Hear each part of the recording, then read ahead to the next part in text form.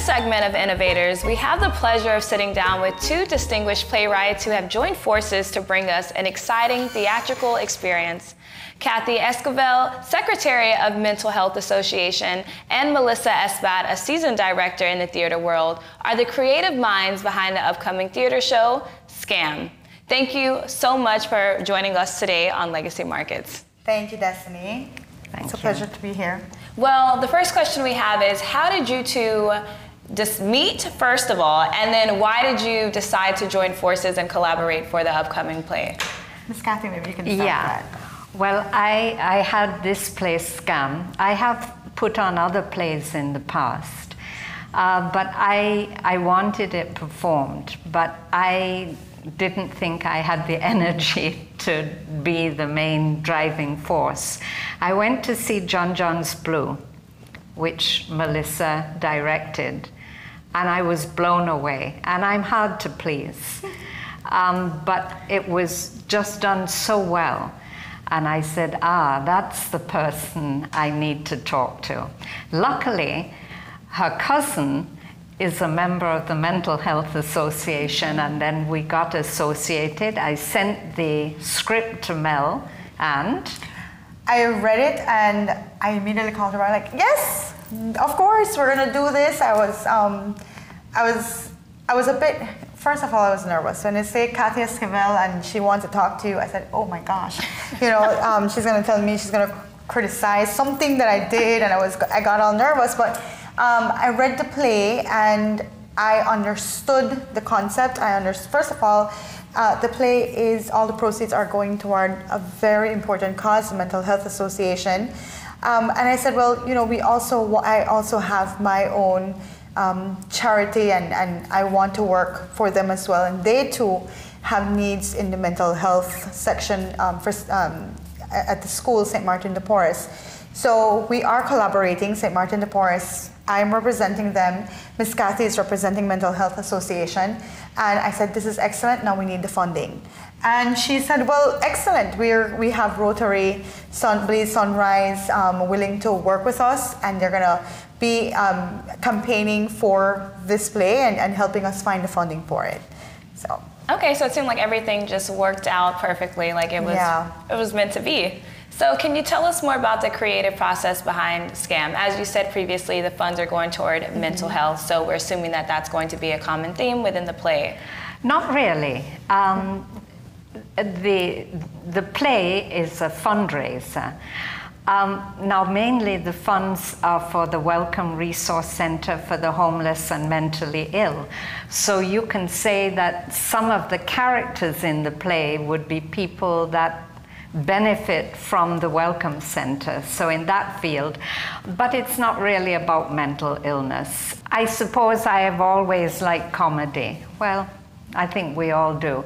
I have had some successful plays in the past. Probably you're too young to remember, but we did put on Can't Walk Dans Mes Plantations, which is a musical based on Belizean folk songs.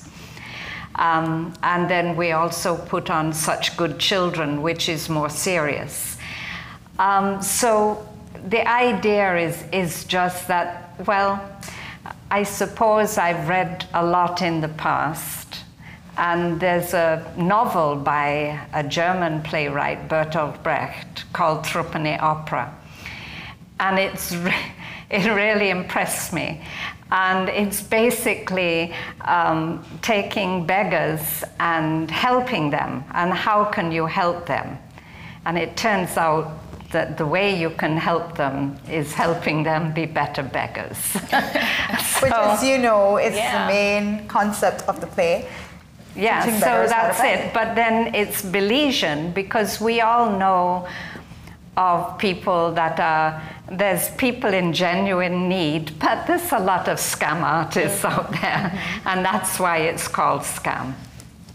So how does the involvement of Belizean influencers and activists play a part in this play? Okay, well, for me, I think it's very important to find people who are prepared to be advocates, and Belizeans will be a part of something if they see that somebody's leading them.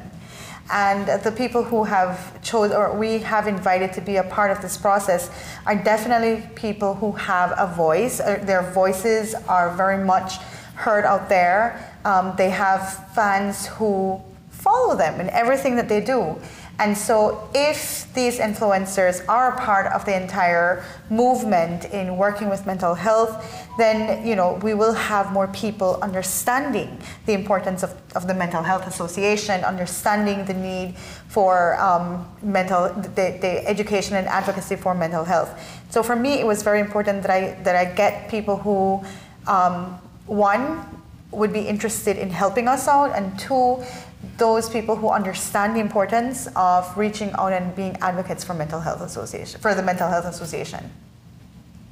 So as seasoned professionals in this field, what are some of the challenges that you've faced thus far? Okay, why don't you talk about the writing and I can talk about... Oh, writing is the easy part. Well, no, you just have to keep at it. You just have to decide what time you're going to set aside and just get to it.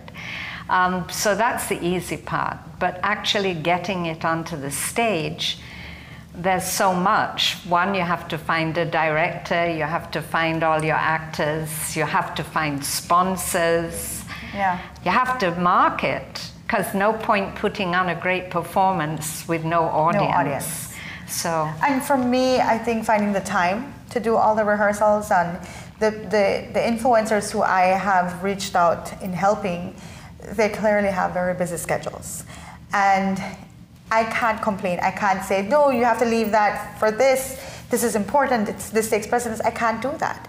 I am already begging of their time, and so I have to be very much aware that when I'm reaching out to them, I know that I'm going to be restricted with their time, with their energy even, so that has been one of my greatest challenges.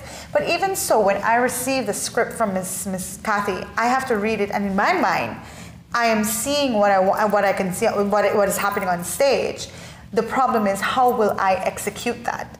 And even in getting sponsors, I have to look at the set, the props, the lights, the sound, meeting with all these technicians and saying, this is the vision that I have. Can we do this? Can we do that? How much of what I want is really allowed to be happening up on stage?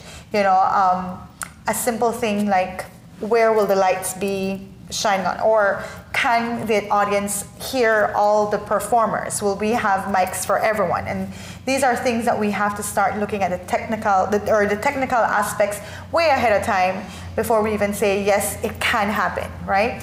So, and that is costly. The lighting, the sound, they don't come cheap.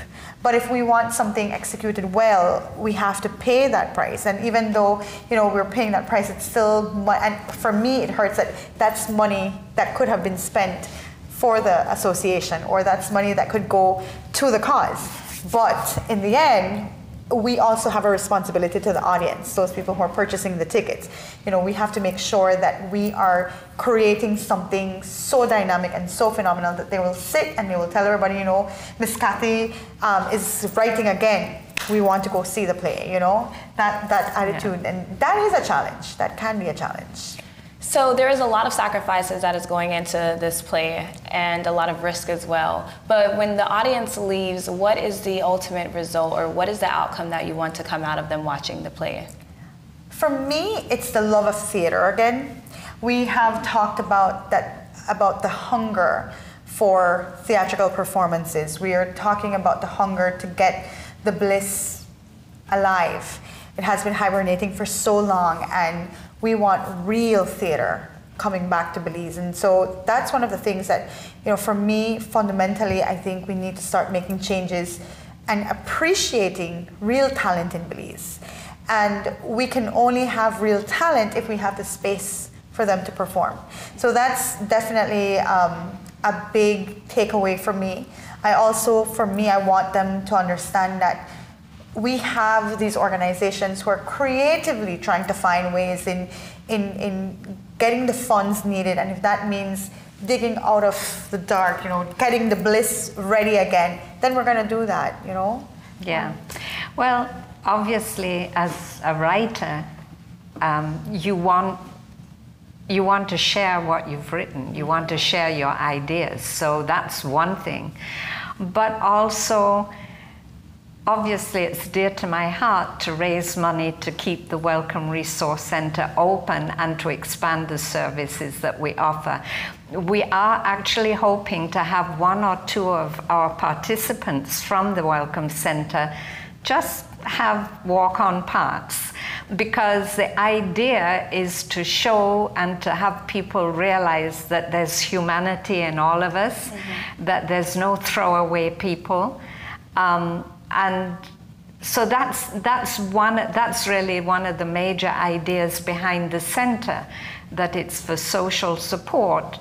And we hope to educate people that, as I say, there's humanity in everyone, and everyone deserves to have the best quality of life that is possible.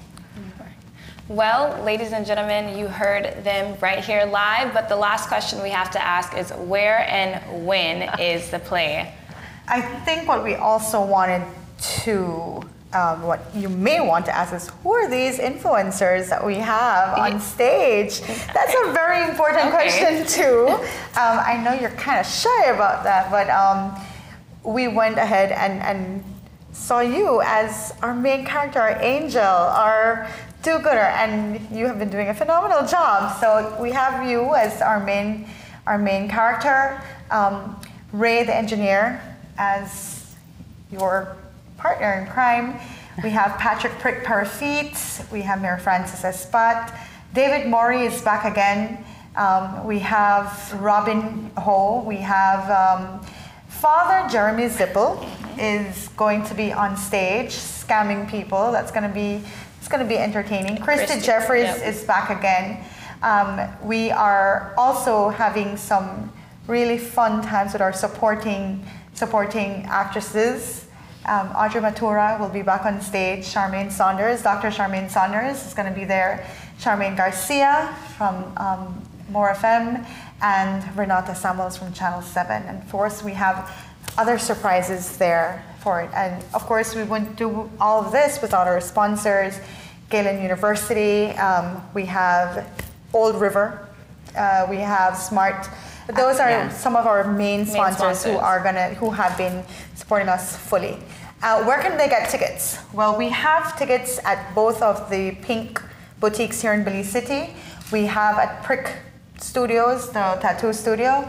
The living room. The living room at Northern Shops. And I have Mental Price Health Association. Price and Company. On Daly Street. And what date is the play on? Yes. Yes, very important. May 2nd, 3rd, and 4th. That's a Thursday, Friday, and Saturday. We are launching the first night, opening night, with a green carpet event. So we're inviting all our audience to come in a little bit earlier, grab a drink. We have social hour between 6 to 7. Showtime is at 7 p.m. on the dot. And we do not joke around at 7 p.m. When we say 7 p.m., 7 p.m. 6:59, be seated because the curtain's about to open. Is there a dress code?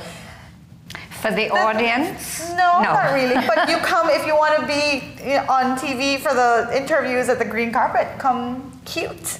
That's it. Come cute. It's whatever you're comfortable with.